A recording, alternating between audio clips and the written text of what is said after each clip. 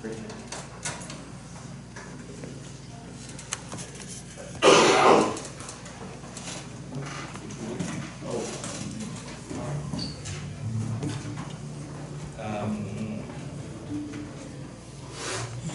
of Victorville. I've discovered that the older I get, the more light I get. Victorville. The city I is can't called see a thing when I turn it without light. teacher. He's kind of a character too.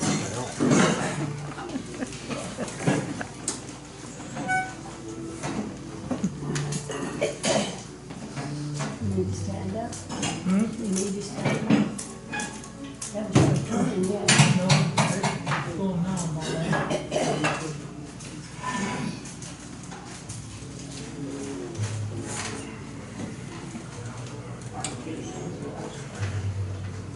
Okay, we're going to do a lidded box today. Now, when it comes to lidded boxes, it's not realistic that you can turn a lidded box in 45 minutes without coffee. So for me,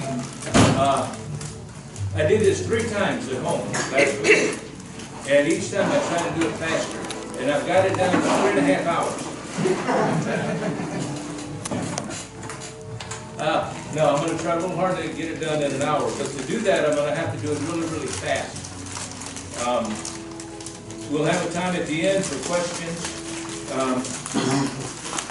Lidded boxes it's wide open. You can do almost anything when it comes to lidded boxes. I've got a few examples over here. You can make bowling ball lidded boxes.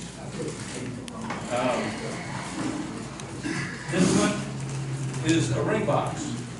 I put foam rubber and velvet on the inside.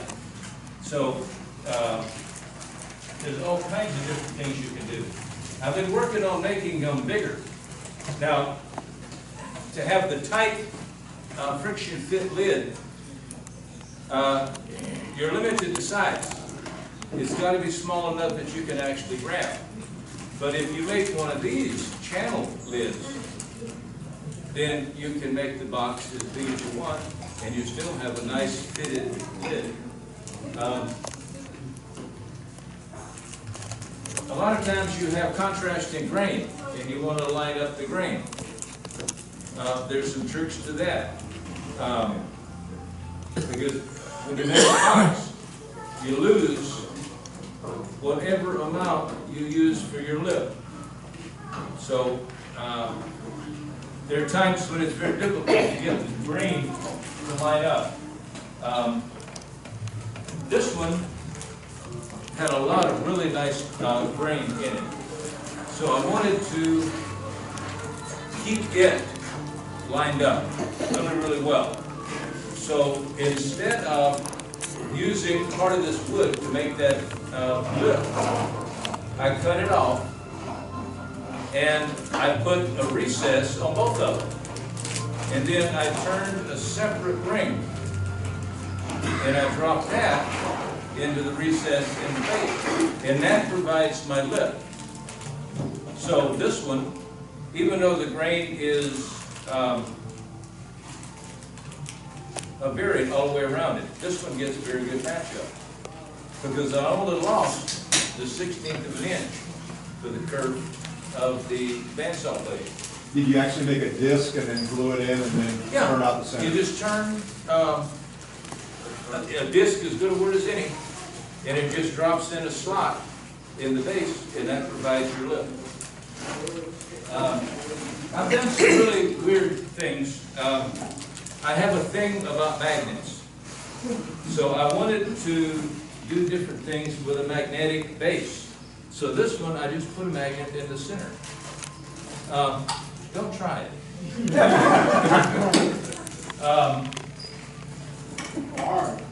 I like finials. I really like finials. And I came up with a little concept, and I called it the finial is the box.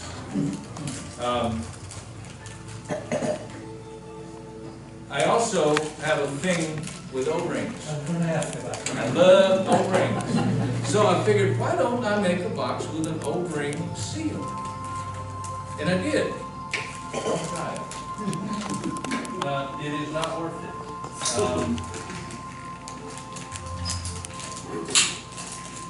This one was one of the best seals I ever got. This one, when you put it on, you actually create enough air pressure that it will push the lid back up.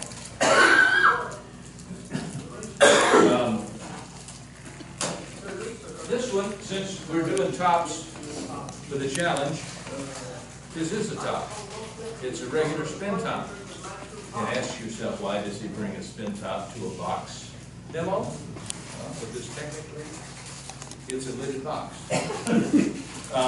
I put the brass threads on it, and that's where I keep the string. This one looks really good, but it doesn't spin well. These are just another one, another variation on that. The finial is the box. It's a work in progress. But you can do just about anything you want with a lidded box. You're not limited by size. You're not limited by design. All you need is a lid that's going to fit reasonably well. And I'm going to show you a trick on how to get a good fitting lid. About the only thing I could really show you that most of you don't already know is how to fit that lid and get it to get the exact fit that you want. The only other thing that's of real relevance is pick your wood well. All species of wood are not suitable for boxes. You need a piece of wood, number one, that's very stable. Usually more dense than not. There's some species where the wood has a tendency to move more than others. Olive, I've made several balls out of olive, and I got lucky on them, but olive moves a lot. Olive is not a good choice for a box. Maple's a good choice, but maple's kind of bland. You need to find wood that's got a little character. One of the best woods for me that I've found for making boxes is mesquite. Mesquite is an attractive wood, and it's very, very stable. As a matter of fact, it's one of the woods that moves the least.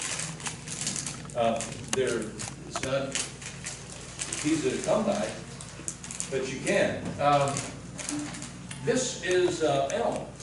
Elm is very common. You can get elm just about anywhere. Not elm. This is black locust. Black locust makes a good box. It's very stable, and it's not bad looking.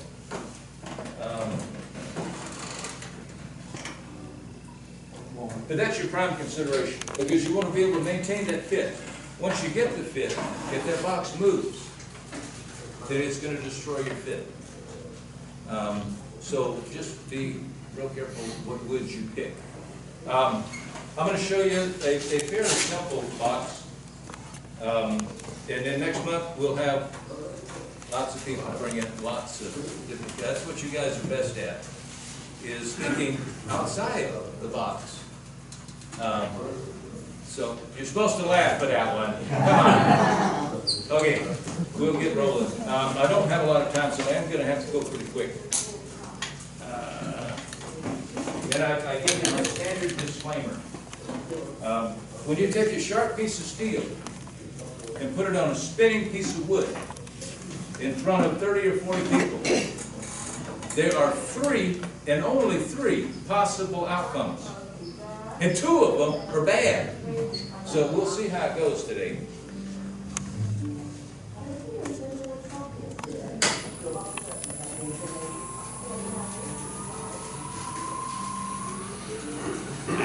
We won't do that today.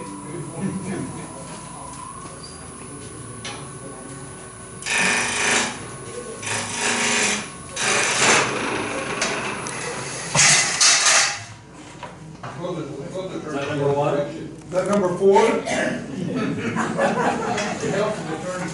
way.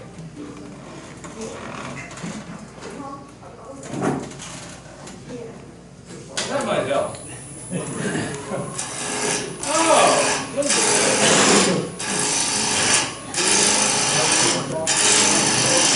Now, I will review the video later to find out who did that to me.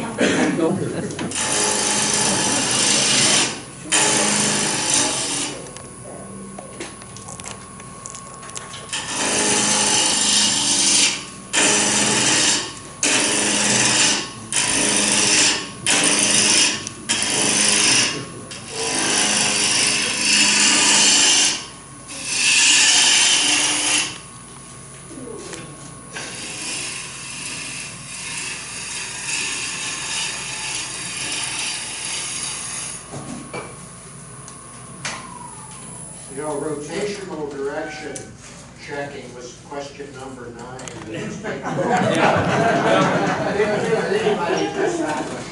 Like I say, there's 3 possible outcomes. No, they had all 3 of them working.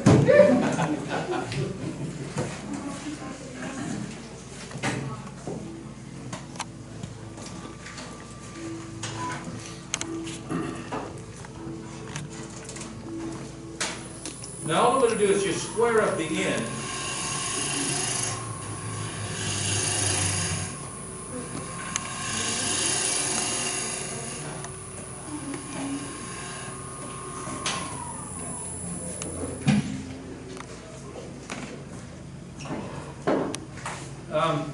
Now, the next step is when you put the wood in here, what I've done is I put the lid in the chuck, because I'm going to work on the end first, which would actually be the bottom of the base of the box. So always put your lid in the chuck, because you're going to turn the lid first. Now normally you could just put a tenon on the end and cut it off. Now I will put this up for a vote. I had planned to put an O-ring in here, but it's going to take time. Does anybody want to see how I put O-rings in the bottom of these boxes? Oh, nobody? Good. Then I'll skip that step.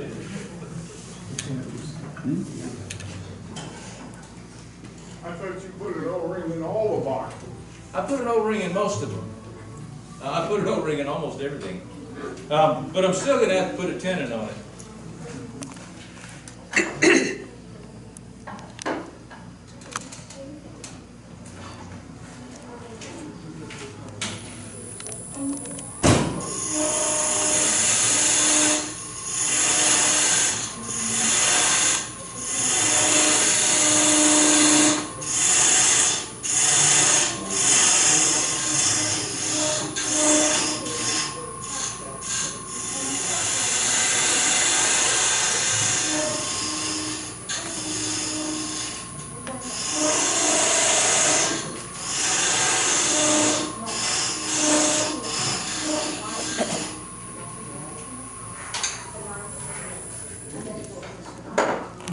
Now, the next step would be to measure out where I want to separate the base from the lid.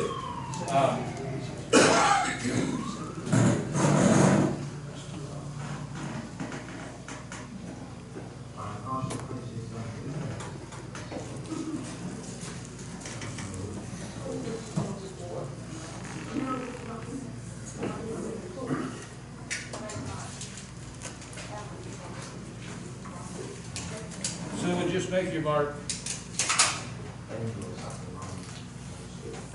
Now, I built this, and I brought this actually to show Jim. I built this initially to do clay bowls. But once I got it built, I discovered it also makes a great cutoff jig. So what I would do is simply take this, screw the chuck on here, put it on the bandsaw, and there's a miter gauge slide at the bottom.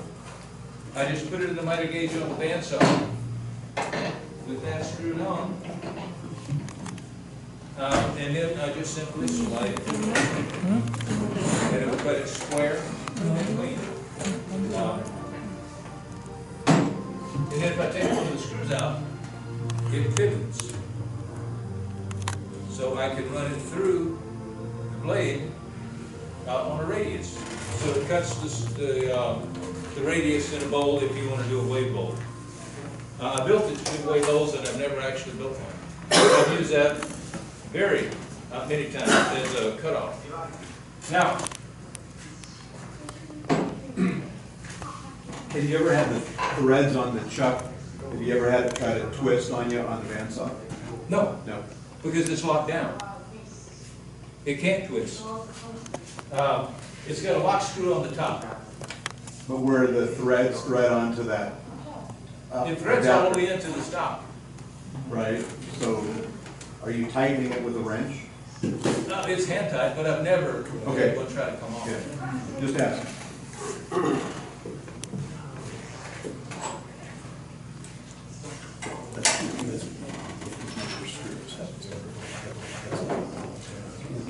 Now, while you weren't looking, I went to the bandsaw and cut that off. Where's the magic hat? Oh, no, some people have to use magic hats. I don't even need a magic hat. Now, this would be your lid. The first thing you want to do on a box is to hollow out the inside. Don't work the outside first. Leave all of this material to give you rigidity, and hollow out the inside to whatever shape you want first. And then you can shape the outside. So always hollow it out first. There's several ways you can do that. You can take a Forstner bit and drill it out. You can do it with a bolt gouge all the way. I'm going to show you a new tool that I've just started using.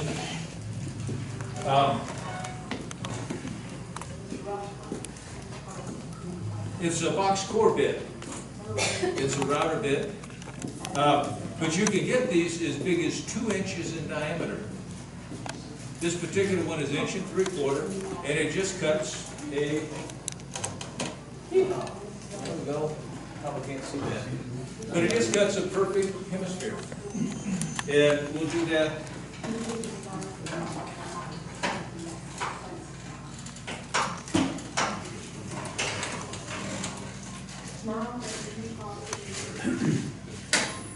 If you're going to use one of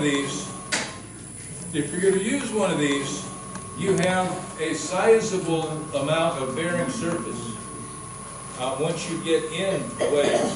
So there's an awful lot of contact with that cutting surface, and you want to slow him down a lot. I generally do this at about 350 RPMs.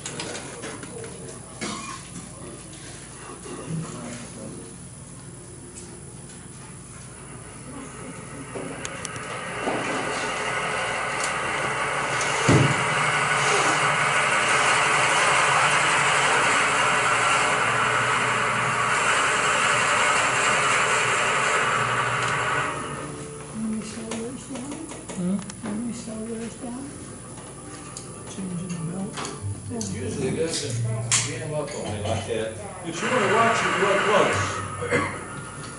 If you don't see shavings falling, then they're collecting on the inside. You don't want that to happen. You want to stop and clear it.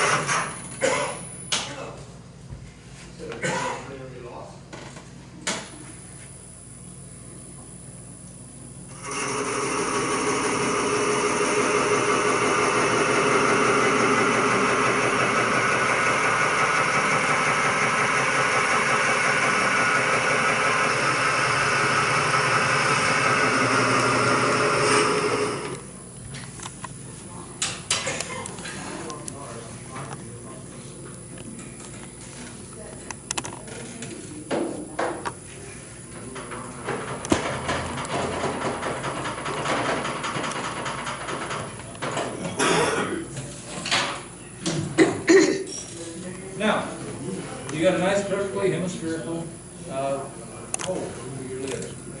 It's a great deal faster than you could do with a bowl gouge, and something that you can't do with a Forstner bit.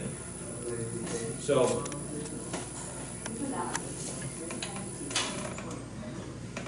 that's why I go slow. If I'd run this at 700 RPMs, there'd be some serious heat trouble.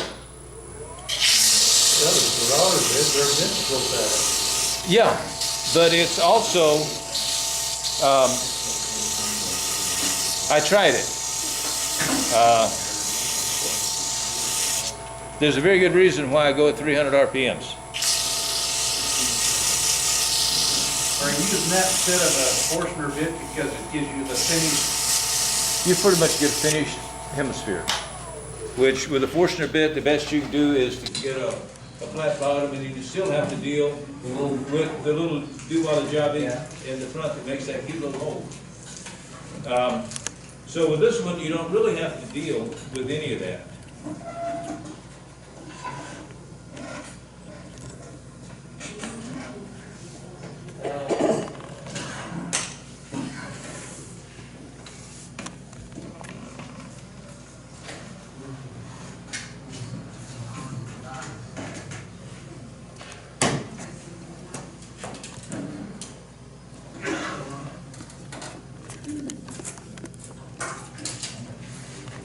This will be the actual end of my lid. I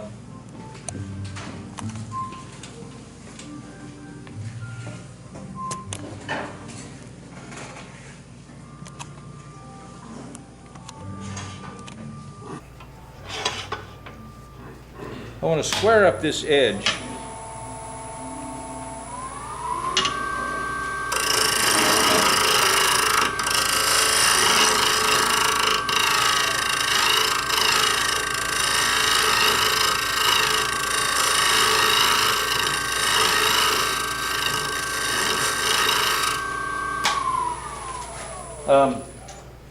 The next step is going to be making the inside cut for your mating surface.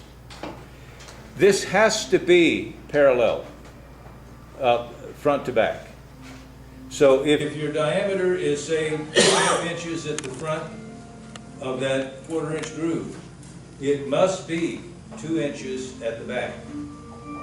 If you get that where it's not perfectly parallel, if you get it smaller in the back or bigger in the back, it will have a very adverse effect on when you start trying to do the base. You need this perfectly parallel, where when you cut the mating portion on the base, it will slide in perfectly. And if the sides are not perfectly parallel, you're not going to get a good fit. So spend a great deal of time ensuring that you have the fit that you need.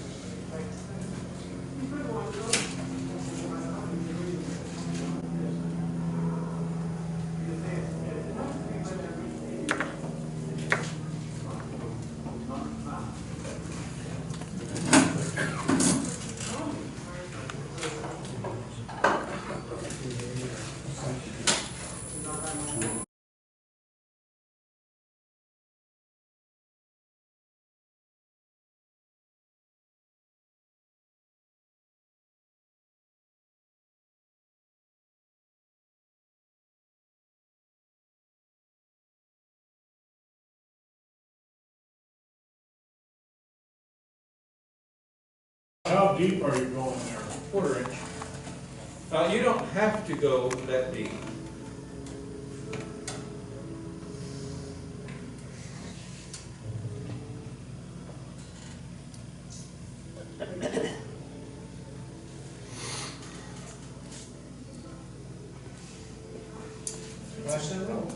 I love digital.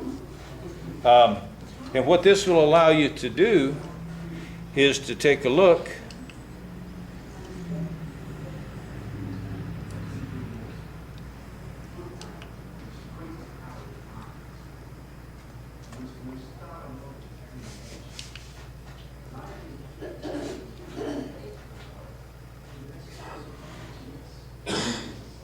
And now you know exactly what the diameter is in the back.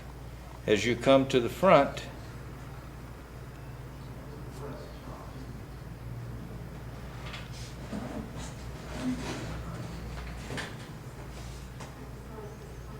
it will tell you whether or not you've got. I have made lidded boxes with a lip as small as a 1/16 of an inch. I don't recommend it, but it can be done. 1/8 of an inch is a good size, 3/16, 1/4 inch. A lot of times it's going to depend on the box that you're turning.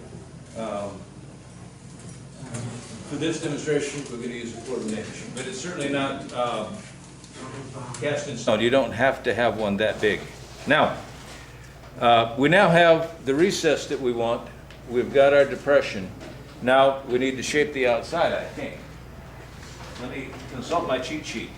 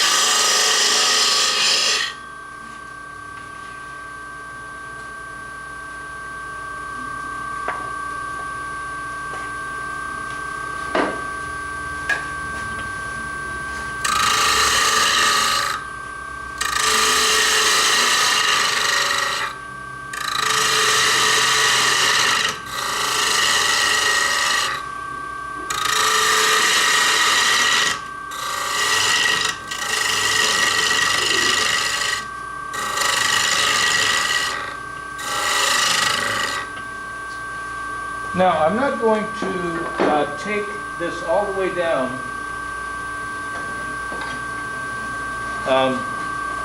to its final dimension, where the lid is going to mate with the base.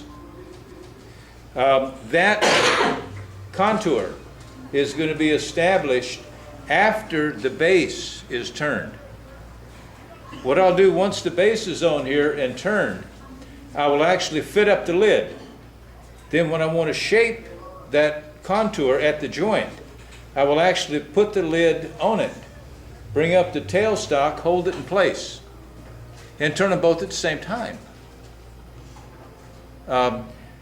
It's just the only way I know to get the kind of fit that you want to have.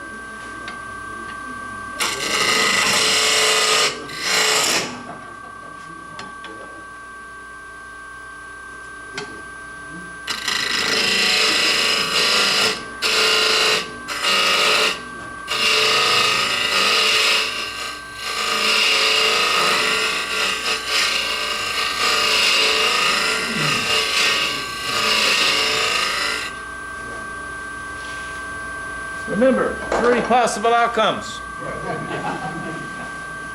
that a chatter tool? Almost.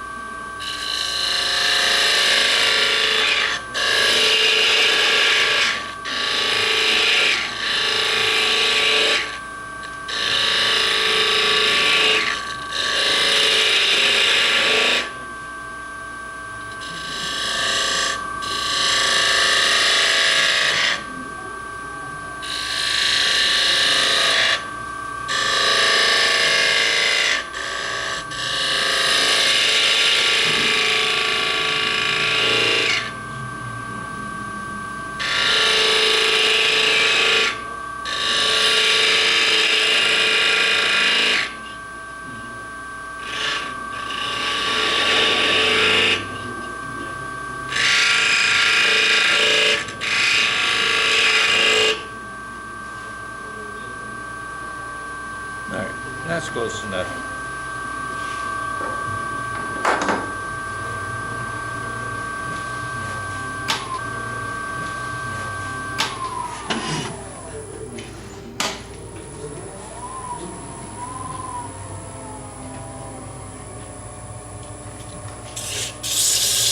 I want to do just a little bit of sanding, mostly only on this end.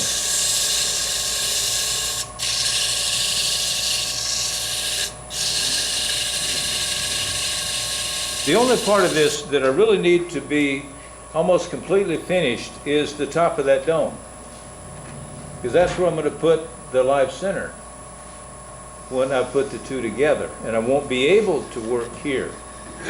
I'll be able to work everywhere else, but not right on top of that dome.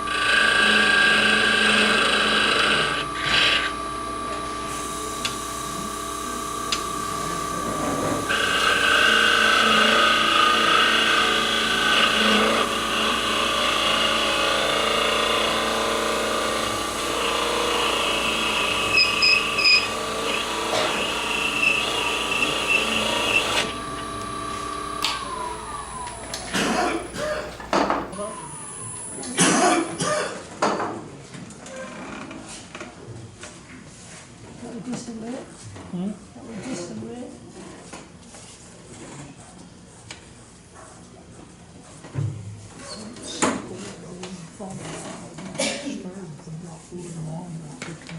Now, essentially, that's the lid. It's not the lid I made, it's the lid I got. Okay.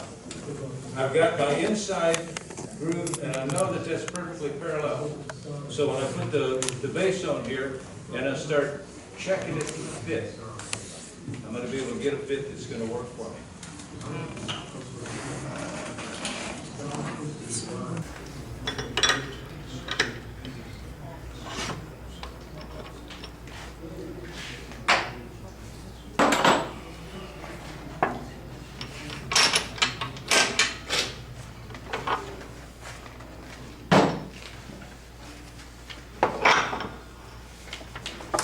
Now, I've pre-drilled the hole with the box core bit. You don't need to watch me do it twice. So the next step here is going to be to start cutting the outside groove. Now I've got about 2 1/8 in here. So I need to take this down to about 2 1/8.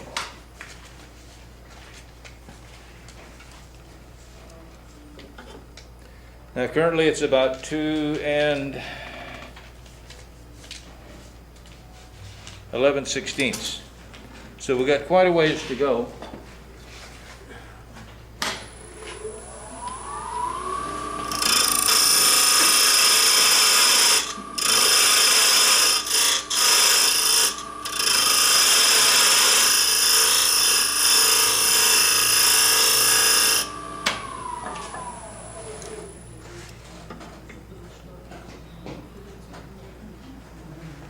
That's about 2 3/8. So we go a little bit more.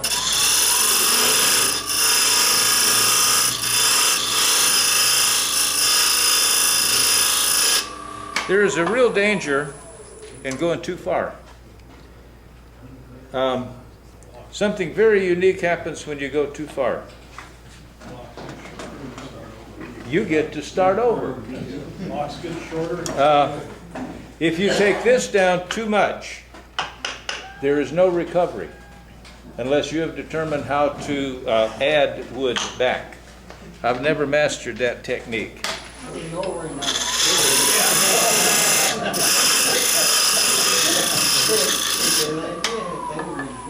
Shorter box. I guess you could make another lid because you can't add wood to here if you take too much off here. Yeah, you put that disc in that one, that would do it. The what? You put the disc in that one, that would fix it. Where you put the disc in and you had the 13. Yeah, you could. But see, I wasn't smart enough to think of that.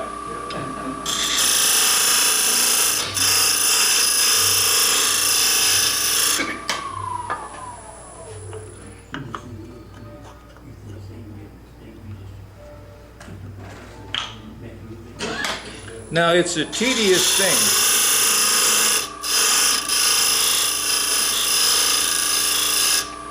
And again, you want to try to maintain this parallel.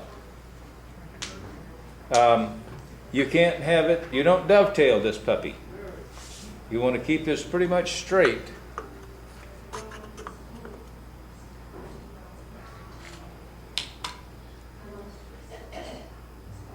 All right, now, I'm going to make one more small pass. Famous last word.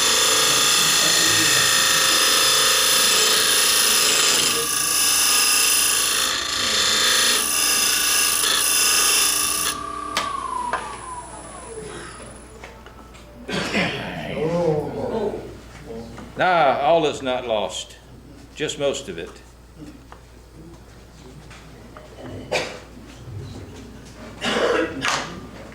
Famous last words.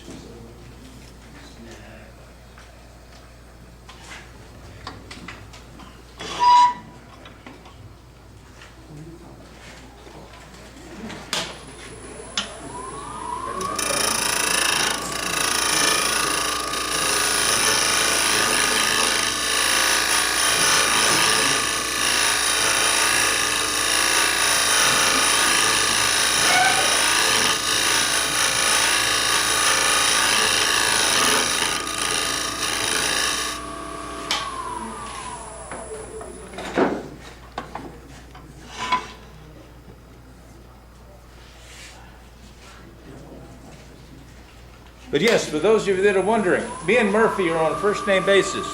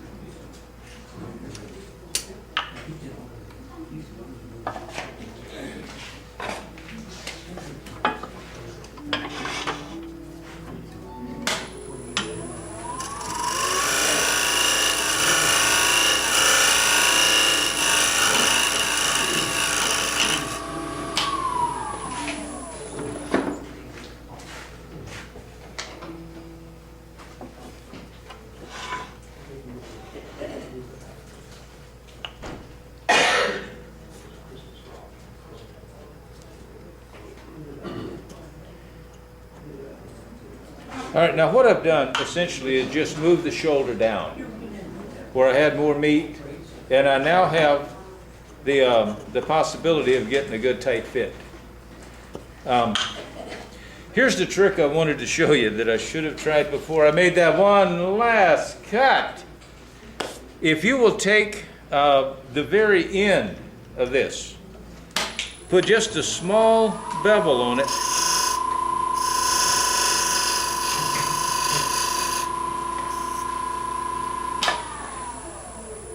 now what we've done is reduce the diameter for a very small section of that lip. Then if this will fit over it, now you know that the outside of this is now a little bit too small. But the rest of it is still too big. You see where we're going? Yep. Okay, so what you want to do then is get it to where it will go over at the beginning, but it will be tight before you get to the end. Now,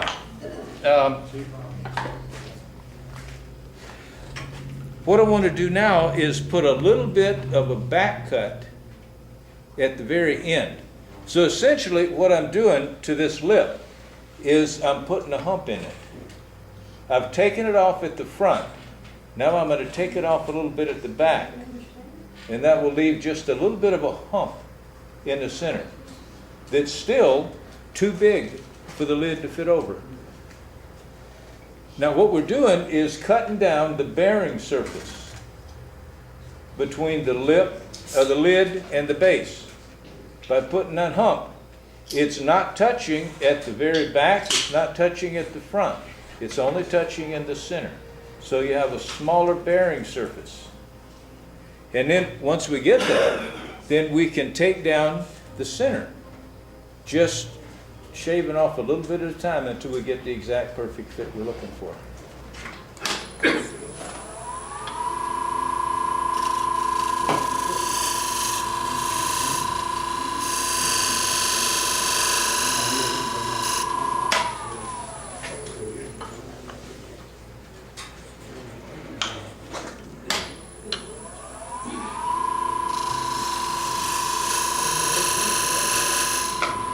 Another thing that you want, a lot of people will disguise the joint between the lip, the lid and the base. I don't like to do that. I like to produce a perfect joint. You don't see any of the boxes here where I've tried to disguise the joint. Now you can do that. You can do that with grooves, you can do it with beads. There's a lot of ways that you can disguise the joint between the lid and the base. One of the ways that you can help yourself get that perfect fit is I cut this perfectly flat, straight across.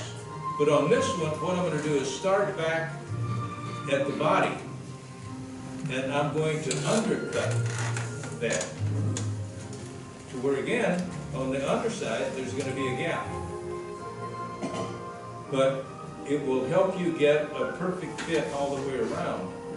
at your joint. That doesn't take much.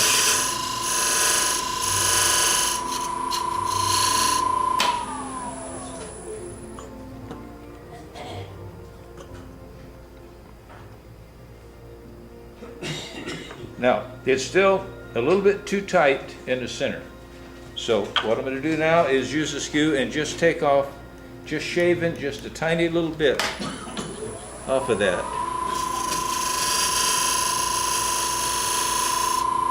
Until I get the fit I'm looking for. That's what sandpaper's for. No, you don't want to do this with sandpaper. Let me repeat that. Do not do this with sandpaper. The problem with sandpaper, the density of this wood between the edge grain and the face grain varies. It's not, the density all the way around the circumference is not consistent. If you put sandpaper on it, it is going to remove more material where the wood is less dense. And what you will wind up doing is turning this oval. You do not want to put sandpaper on this joint. Do it with your tool. I promise you, you won't like the results if you try to do it with sandpaper.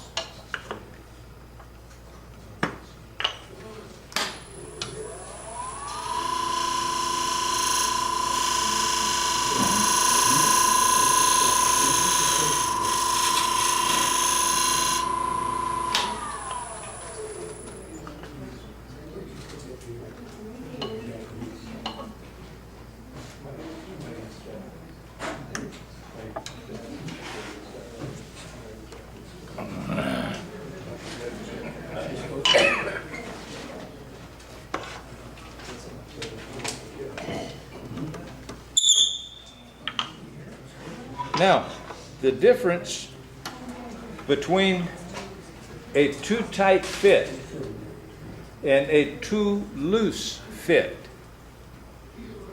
is about the third of the thickness of a human hair. So this last cut needs to be very, very small.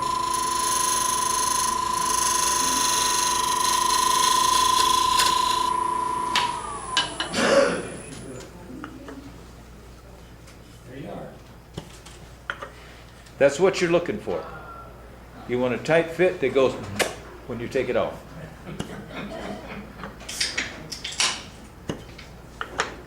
So that's exactly the fit I'm looking for. Now the only step left,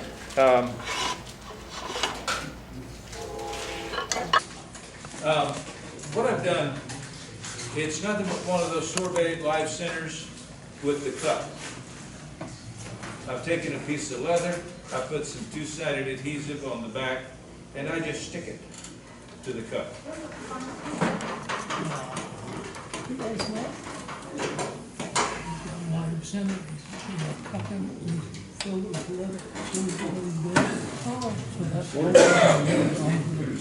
Now I've got the lid held firmly to the base.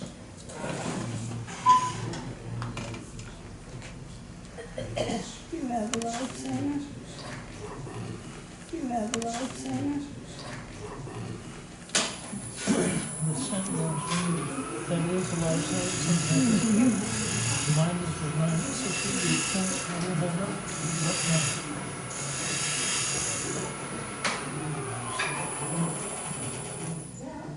So now you can get it absolutely for the joints because you're turning them together. I said it would only take an hour. I can stop now, or I can just go ahead and shape the outside. Now, most of you here already know how to shape the outside. You're not gonna have a problem with that. So if you wanna see me do it, I'll do it, or I can stop now. How about the thickness of this finish? The what? The thickness of the finish. And that could make it a little bit too tight. The thickness, Of the finish. Oh. Varnish. I don't put finish on that. The only thing I would do to that lip, and, no, I can't do it now. I would just take some beeswax and put some beeswax on it. We're talking just on the lip, the mating surface. If you put some beeswax on that, then you've got it on the lid while you're doing the fitting.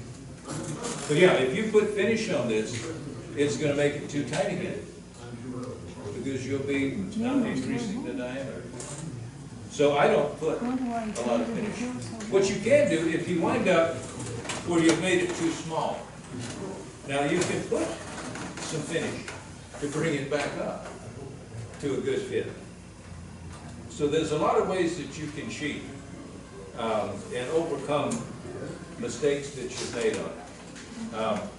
I cut it too small, so I just simply moved, I made the base a little bit smaller to recut the lip so I could get the fit I was looking for. Any questions on? When you have a finial on, do you glue the finial on after this whole process? No, none of these finials were glued on. They were all turned out of the same piece of wood. The lid on all of these is one piece. You could. Sometimes you could use contrasting woods in the construction of the entire thing. And then you could turn a finial and glue it on after you have finished everything else. How much longer does this go? When you were doing the detail work on where the joint is, Yeah. one of the things my kids this year were doing, I have tons of olive, where one of the kids cut down an olive tree, and so we were cutting it up and using a lot of the figured wood, and we were making like little snowmen. And so one of the things, it was just a good, for the 7th and 8th graders, it was a good project. And for detail work, getting into the little corners and stuff, a big skew is a little tricky for them. So I took a 3/16 inch screwdriver that was screwed up. Somebody ground out the past, was in the shop, it was just a piece of junk. They reground it and made a skew that was 3/16 of an inch wide. And the kids can take that, and it's, it's hardened steel. And I mean, it's like unbelievable what that you can do with that little skew. It's tiny, but it's like, it's an old, the ones that had ridges on the old kind of pale yellow screwdrivers, like, from the 50s when we were kids and stuff. It's like, it's one of those, and it's like You could go out this door over here. Yeah. I've got several tools that I've made to get in tight places. I should have brought it. This one. I just specifically ground it, and it has basically a skew shape. Yeah. But I don't use it as a skew. I turn it up and use it as a very pointed scraper. Right. And that works Yeah. very, very well. Using it as a kind of negative rake scraper on the edge even works. So, yeah, there's Showing it though. there's always a good time and place to do, custom tools. You make all kinds of tools for your miniature work that you can't find in what a manufacturer. Best place to get tools is Harbor Freight. You go in and get a 3 screwdriver, they make all kinds of tools. Use them once, chuck them. Anybody else have a question?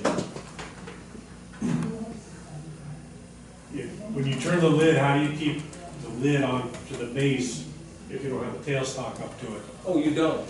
Oh, you tape it or what? You do not. You would never want to try to turn the two of these together like that. Yeah. You're just asking for trouble. So how do you finish the top? How do you finish shaping the top? Oh, what I would do is I would leave, we'll use this one for an example. I've got the base on the lathe, And I've left all of this material big. And then I bring my tailstock up against the big piece. And now I can finish this. Then once I've got this contour far enough up to where I know I'm not going to lose the contour, then I will simply take this and chuck it up and turn the finial. Okay?